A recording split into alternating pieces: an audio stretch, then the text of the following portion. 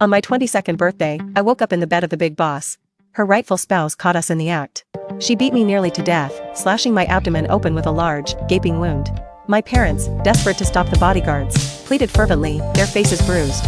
I couldn't bear it in my heart, losing all strength to resist. I let them strip me bare, kneel before everyone, and apologize. Only then did she let me and my family go. That evening, hours after the beating, I reached my parents' door and overheard their complaints inside. "We have to make up for the suffering we endured today. That tramp even forced me to use a self-inflicted injury as a trick. We're her parents. Even if she's acting as the boss's mistress to benefit Alan Chase, we'd expect her to endure it."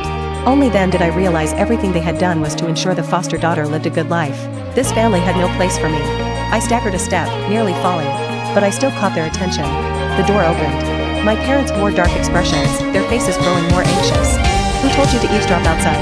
I forced a crooked smile and held up the medicine in my hand. "I heard you hurt your foreheads, so I came to bring you some medicine." I just tripped a bit on the way over. They exchanged a glance and sighed with relief. Their faces softened again as they walked toward me. "Andy, thank you for still caring about us." My mother pulled me onto the sofa, tears streaming uncontrollably. "We just got a call. Your overseas training invitation was rejected. You're so reckless, why did you have to get involved with a married man?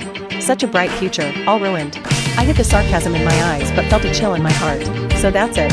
The newly returned Alan Chase needed that training spot to secure her footing." I looked up, swallowing back tears. "It's just a small matter. Anyway, I can't stay at that company anymore." I stared fixedly at my parents, catching the fleeting relief in their eyes. I forced a bitter smile and lowered my gaze. I set the medicine on the table and turned back to my room. The sharp pain in my abdomen made cold sweat bead on my forehead. I was feverish and delirious. The next morning, despite the fever and pain from my wounds, the company's relentless calls forced me out of bed. I forced myself to get up and head to the office. As soon as I entered, someone shoved me to the ground. Alan Chase looked down at me from above. Her sharp-toed shoe pressed down on my fingers, sending a jolt of pain through me. "Why did you leak company secrets to Mr. Howard? Are you trying to ruin our company? My parents have been good to you. How dare you?" A slap landed on my face, and someone grabbed my hair tightly. "You're nothing but a lowlife." "What? You're trading company secrets just to climb into Mr. Howard's bed? Come on, everyone, look at how slutty this trash really is. You bitch. We've all worked day and night for this project. The whole company has been waiting so long, and you ruined it." The filthy words swirled in my mind. I felt sick and vomited. "Stop. Stop hitting her." My parents suddenly rushed out, standing in front of me, driven by guilt or fear of losing both daughters. The attackers didn't loosen their grip. My parents screamed in pain as they shielded me. "Don't be afraid, Andy. Even if you made mistakes, you're still our daughter. We love you." With my parents joining in, I was left speechless. Yet they still spoke tenderly. "We just want what's good for you, Andy." I clenched my fists. "Enough." Everyone turned to look at me, eyes full of disdain. "Still trying to act tough? Shameless." Ignoring the voices around me, I gritted my teeth and told my parents, "You two go back first." They hesitated, but Alan Chase gave them a look, and they left. "Andy, your parents will always be your strongest support." I ignored the discomfort inside and nodded perfunctorily. I pushed through the crowd and went straight to the office. My desk was even messier than before, the computer left open. "Who did this?" I shouted angrily. Everyone lowered their heads, silent. Alan Chase walked over, looking down on me. "What? This whole company belongs to my family. I'm just moving my own things. What's your problem? These are projects I'm responsible for. How dare you mess with them?" I glared angrily. They didn't care. "You already leaked company secrets to the rival. Now you're hiding things from your own people? Typical traitor, stabbing us in the back." I laughed bitterly. "Are you so eager to accuse me? Got proof?" They pulled up a video showing my parents begging on their knees, crying. "It was us, we were blinded and gave the secrets to Mr. Howard." But later evidence reveals Andy was framed. "Andy's pregnant. We can't let her child grow up without a father." I widened my eyes. The false accusation seemed to be taken on by my parents, but no one was fooled. It was obvious they were covering for their daughter. I shook my head frantically. I didn't. Their contemptuous gazes and mocking voices surrounded me. I felt like a clown, until the manager arrived and broke the deadlock. "The Bayan project is secured. Alan, you're the hero. Later, you'll give a project seminar, and tonight there'll be a celebration banquet." Alan Chase smiled, triumphant as she looked at me. A bad feeling rose in my chest. Sure enough. At the seminar, I stared at Alan Chase's project plan. It was exactly the same as mine. "Manager Hughes, this is clearly my plan." My mind was overwhelmed by recent events. I lost all reason. Everyone looked at me. "Stealing credit now? Where do you get the nerve? First, you stole Alan's parents, then her training spot, now even her project plans. More than that, she's a slut who stole someone's husband and played the mistress. Though I had done nothing, I couldn't defend myself." Manager Hughes rifled through papers on the table.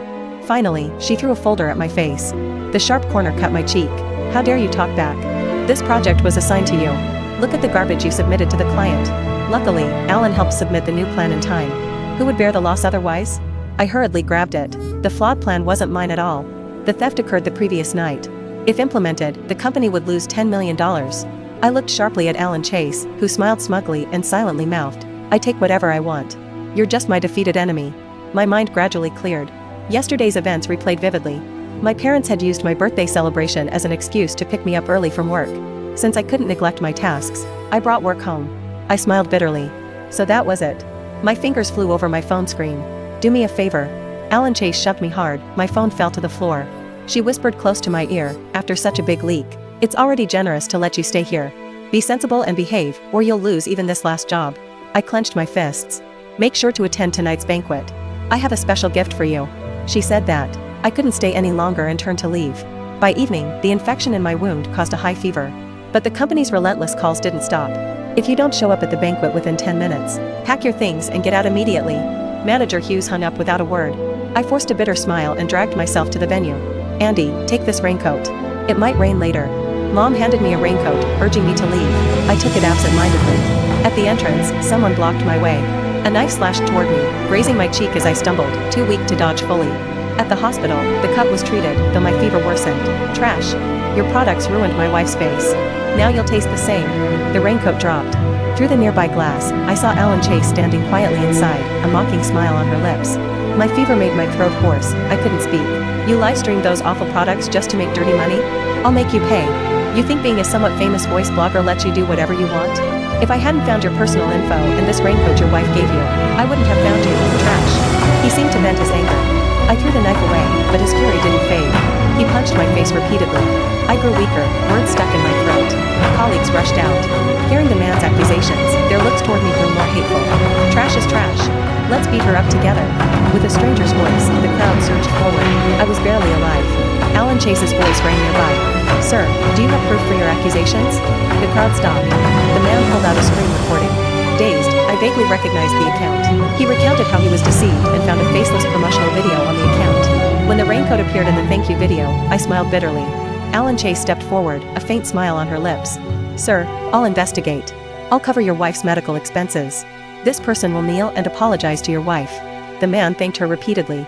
I was pressed down by someone grabbing the back of my neck, my head hitting the floor hard. "Stop. What are you doing?" They helped me up. The voices of my foster parents made me break down. "Dad, Mom." I croaked weakly. Alan Chase panicked and said, "Parents, she hurt others. Are you going to protect her?" She gave the man a look. He snapped out of it and put all the so-called evidence on display. I shook my head repeatedly. My foster parents stared at her coldly. "Andy is your sister. You're condemning her without investigation?" I sank into a warm embrace and fell into a deep sleep. Faintly, I heard my foster parents' voices. "Andy, don't worry. We'll help you find the truth." When I woke in the hospital, they were gone. Only my parents sat there with red eyes. "Andy." Before I could speak, Dad hesitated. "If the money's gone, we can earn more. But if we lose our conscience, that's the end." He sighed deeply. I widened my eyes and frantically pulled out my phone.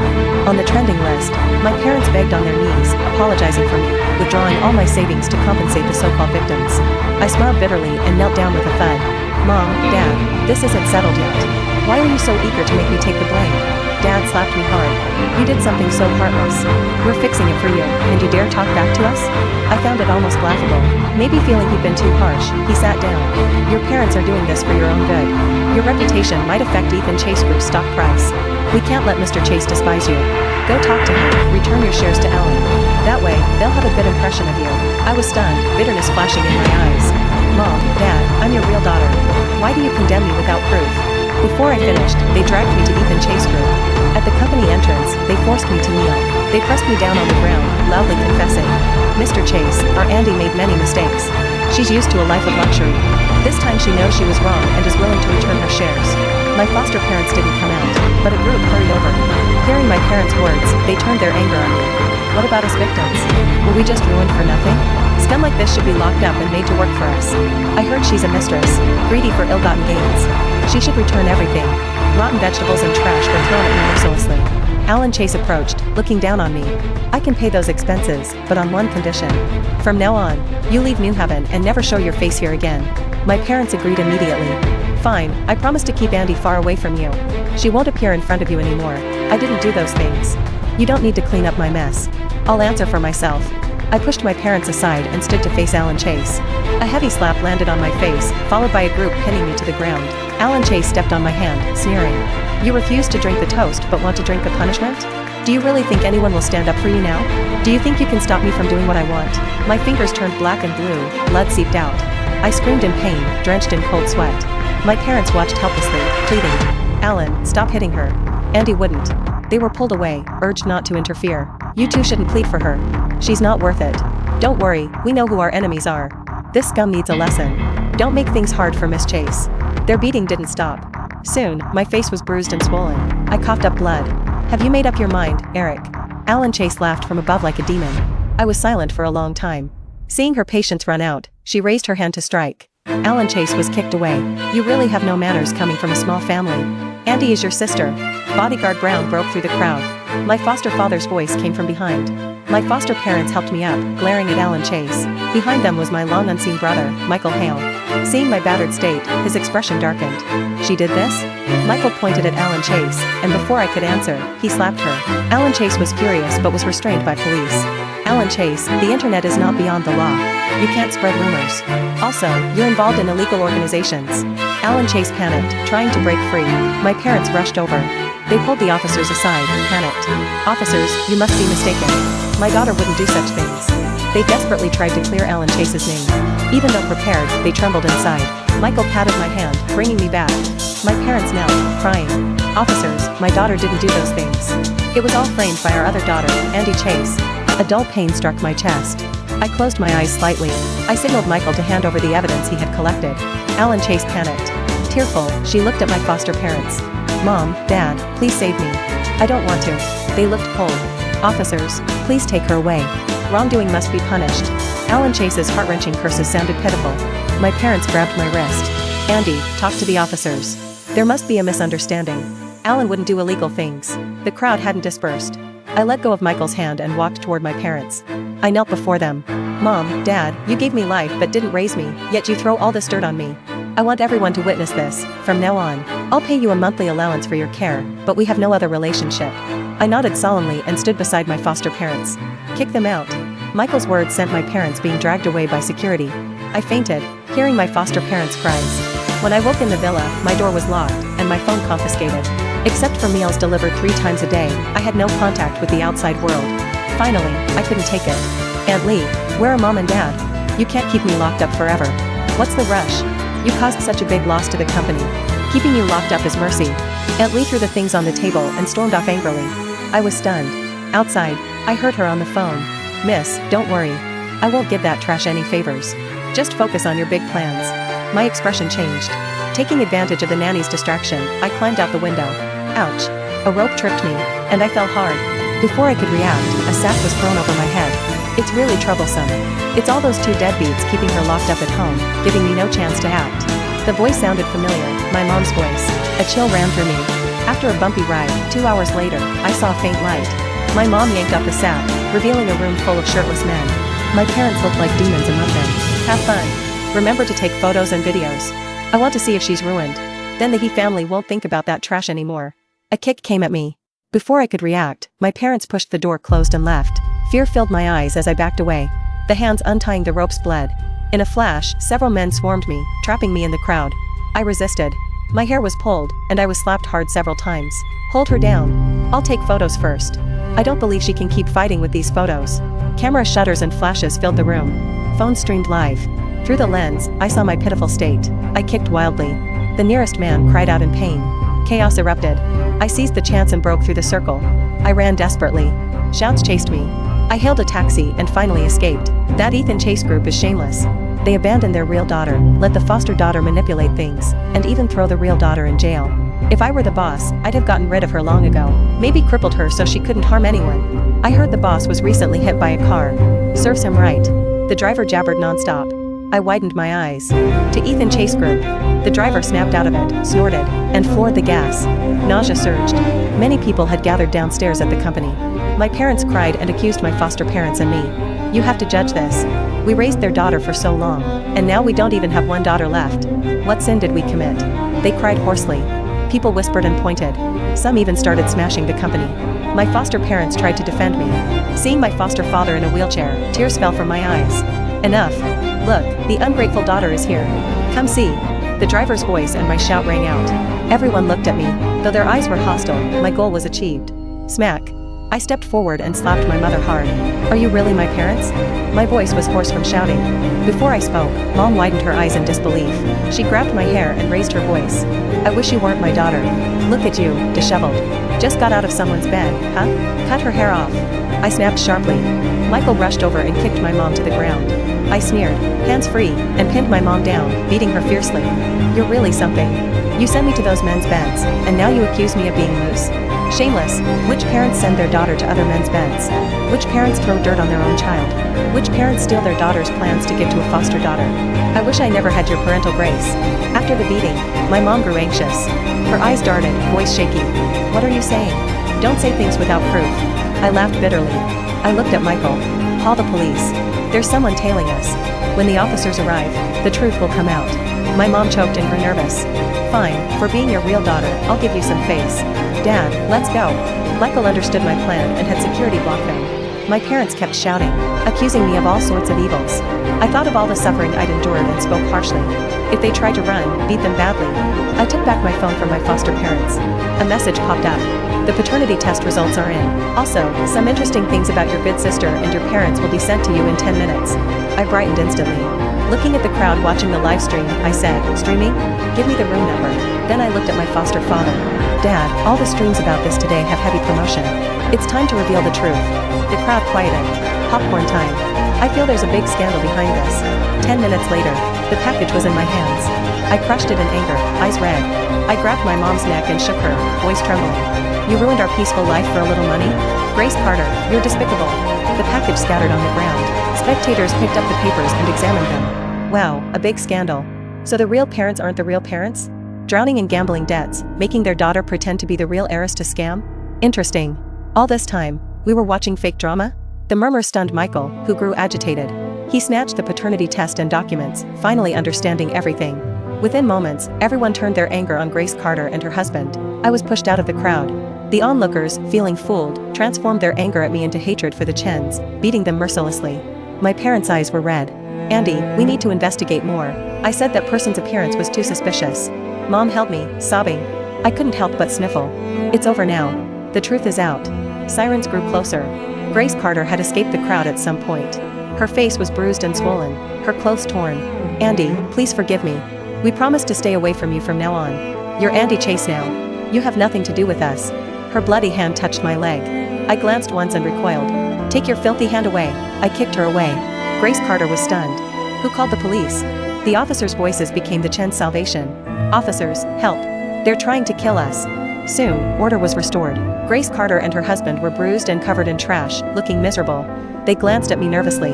Officers, they're bullying us. They hired people to attack us. I calmly approached the officers and recounted my ordeal. Silence fell. After a while, an officer said, take them away first. We'll give you an answer. I sighed in relief. After all this, I relaxed and collapsed. The Chens were taken away. That evening, the doorbell rang. Alan Chase stood at the door, soaked from the rain. I scowled and called security to kick her out. Mom, I was wrong. I shouldn't have targeted my sister. Now I have no home. Can I come in to dry off? Her pitiful look was truly heartbreaking. Sensing my mother's disgust, she clung softly to my dad. Almost losing balance, she nearly fell on him. Bang! A loud noise. Dad patted his chest, startled. You scared me. I thought I was dirty. Alan Chase lay on the ground, full of resentment. I laughed. I approached Alan Chase, looking her in the eye, and reached out my hand. Sis, are you okay? Her eyes brightened, as if seeing hope. I yanked her up and slammed her against the wall. We're not family. The paternity test isn't a joke. You have no relation to us. Get lost. She cried out, tears streaming as she fell from the wall. Just as she tried to seek help from my dad, security took her away. Alan Chase, if you want help, you'd better find your dad. After all, your dad's gambling debts are huge. Those people are powerful. I doubt you'll have a good life. Here's something you probably don't know. Your dad sold your nude photos and videos for a lot of money. Her eyes widened. She tried to speak but was dragged away. Michael looked at me with concern. I handed him the new evidence. Go to the police tomorrow. It's time to let Grace Carter and her husband know. It was proof Alan Chase tried to hire someone to kill the Chens. Having seen high society life, she didn't want to be haunted by vampires anymore. Michael's eyes lit up. At 8 the next morning, he was already there. The evidence arrived in the morning. Alan Chase was arrested in the afternoon. When I heard the news, I couldn't help but smile. That night, to witness Alan Chase's misery, I went to the scene when she was arrested. What did you do, Eric? Why did those two old people suddenly change their story and blame me? She raged, claws ready to scratch my face. I stepped back lightly, keeping my distance. Grinning, I said, nothing much. I just feel sorry for the old couple, being targeted for murder and having to go to jail for this ungrateful daughter. That's really unfair. Alan Chase's eyes widened. She couldn't take the blow and fell backward stiffly. I grabbed her philtrum. Don't faint. Even if you do, it won't change anything. She woke up. Her hateful eyes stared at me. I just smiled lightly, unfazed. Eric, you'll get your comeuppance. I laughed. My comeuppance? You probably won't see it. But yours is coming soon. She was taken away, cursing, crying, and begging, transforming from an arrogant, untouchable figure to a miserable prisoner. That night, I heard the news. Alan Chase tried to escape from the police car, jumping out. Though alive, she suffered a shattered lower body, unable to walk upright. Serves her right. Probably will get medical parole, but that won't be good for her. Too many people want her dead now. Michael appeared behind me. I wasn't surprised. The Chens would soon be released. Who could accept that? The next few days were quiet. Thanks to the nationwide live stream, our stock price gradually recovered. Some even felt guilty for previously cyberbullying us and became customers. I didn't waste this wave of attention, but I didn't aggressively seize it either. At the press conference, the quality of a product matters, not the news. Impulsive buying will likely. Before I finished, Grace Carter interrupted, falling to her knees. Andy, please save us. We're homeless now. Chaos erupted. I smiled lightly, unfazed. Michael nodded at me, and I looked at the couple. By the way, you're showing up in the media so openly because you're afraid the debt collectors can't find you, right? They snapped back to reality, nervously covering themselves with hats. Then they hurriedly fled. That night, I received a thank you message. It was from the Chen's debt collectors. Thanks for the asset clues. We got a lot of money. I kept reading, a video. Grace Carter looked pale and bloody. The worst part, she was crawling on the ground, probably with broken legs, moving inch by inch. Her waist was roughly bandaged, blood seeping through. She begged the people in front of her, please, give me back my organs. I smiled. Another video showed David Carter in a similar state, looking pitiful. I couldn't bear to watch. I clicked my tongue twice and deleted the messages. The Chen's miserable state gave Alan Chase some advantage. Visiting her parents, she was full of hatred. She held a kitchen knife, ready to kill. But the two, severely injured, fought back with full will to survive, accidentally wounding Alan Chase. The court ruled it self-defense, and she barely survived. A year later, Michael and I went to a poor district for charity and saw the couple again. They saw me too. With one glance, Grace Carter looked frightened and averted her eyes. She whispered to David Carter, who had his eyes covered. Let's go. A noble has arrived. Don't offend them. I withdrew my gaze. Mayor Johnson snorted. Miss Hale, don't mind those two. They're notorious scoundrels. Anyone involved with them gets staked. Those injuries? From gambling debts. Those reckless people beat them up. They're a perfect miserable couple. They even fought until they lost their sight. Nearby, children threw trash and stones at them. Filthy scoundrels, crazy old fools, get out of our village. The mayor panicked, fearing I'd mind the children's behavior. They got what they deserved. I smiled. It's okay. Teach the kids well. As for those two, they're truly garbage. After finalizing the investment, I set off home. Later, I received a thank you letter from Mayor Johnson. The children hadn't been corrupted by the events. They all achieved good results. But the couple, lacking support, suffered through harsh winters, infections, and complications, and eventually died miserably. It said, because of their lifelong evil deeds, no one claimed their bodies. They were left to be eaten by wild dogs and cats on the mountain. I quietly turned off my phone. Everyone has their own fate. Their lives ended, but mine goes on. We will only get better.